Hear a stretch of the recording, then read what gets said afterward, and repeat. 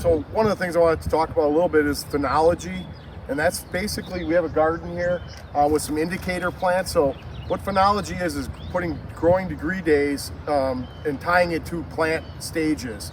And so you can look at a plant in the landscape and know at this stage you're about this many growing degree days. Don Orton wrote a book called Coincide, which is a really good, useful if you're interested in getting more information on this.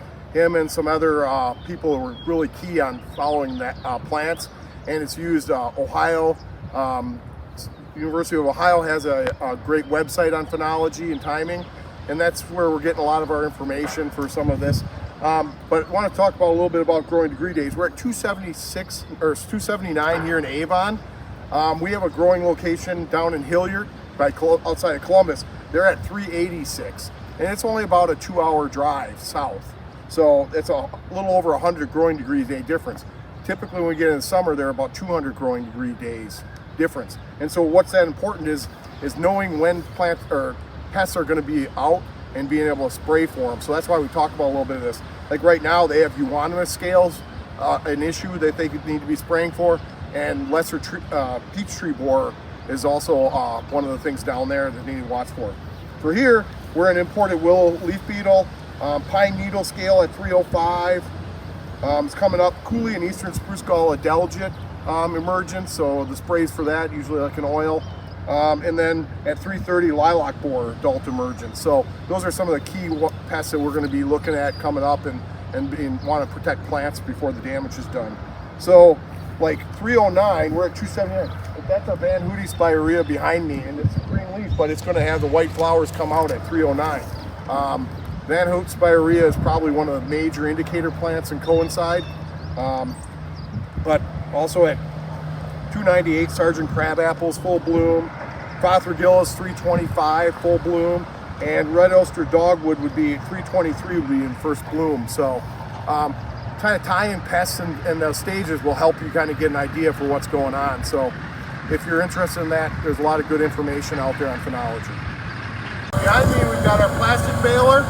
We're baling our interior plastic off from inside the house that we pull in the wintertime over our roses here. It's time of year we're not going to pull it back over.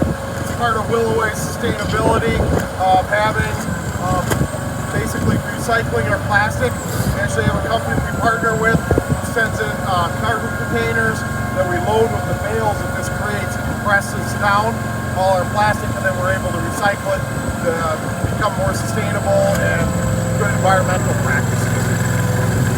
All right, we came over here. We're in the first week of April here. We're at our Long Road farm. This is where we grow a lot of our tree hydrangeas. So we visited this in earlier videos, but I wanted to come back to it and talk about a couple stages that we're into now. Is we stumped this earlier in a video where it showed you where we cut it back, and now we're running them back up. The first stage is to get breaks down low on the trunk, and then we picked one of the best ones and we put a grow straight in. And this basically kind of helps channel the plant up so we don't have the big hook at the bottom. Often you'll see at garden centers or finished plants that you buy, there's like a small like hook off the side. You see like there's a little a cutter stub. That's basically where they stumped it and come it back up again. So you'll see that little stub here, but this straight helps take the curve out of get it more straight up and down. And then we take basically, and then once it gets up big enough, we'll take it, put it on a bamboo, and we'll run this up. And then when we get to about 36 inches, we top it, and we start to build branching in it. So, and we'll kind of work the heads. This particular house is kept very warm because we want this plant to grow up very quickly here. So these are kind of life stages. Last summer, we took the softwood cuttings on these. We rooted them. Last fall, we planted them. Got them rooted into these pots, and then we stump it in the spring, early, like February, turn the heat up, and run them up and go.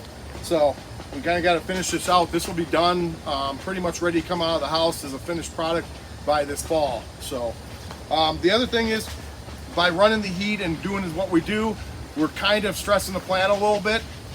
Even though we're giving it everything it needs, we're pushing it to grow. And what that causes is sometimes we have issues with insects. Our primary problems in these houses would be two-spotted spider mite, broad mite, and aphids. We release, like here, this is cucumberus in here. They come in this pouch or this tube, and we just kind of sprinkle it around in the house. So we'll establish a biological insect to help control certain insects in here.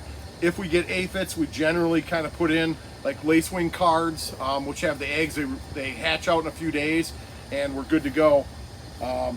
Spider mites, we kind of keep an eye on that. We're scouting all the time for these in these houses.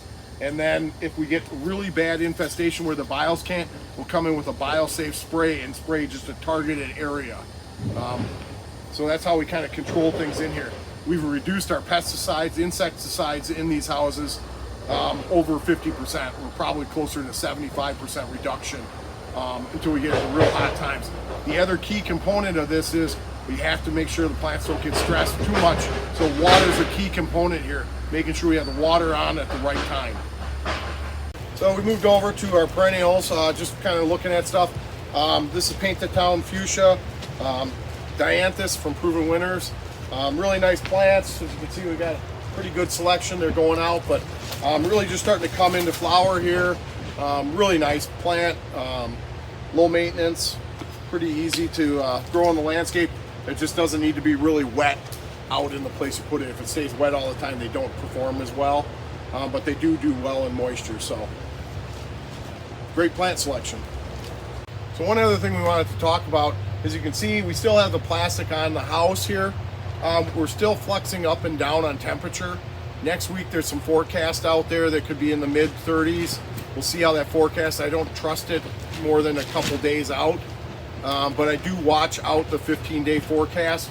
That helps guide some decision making that we have at the nursery here about covering, uncovering, plant protection.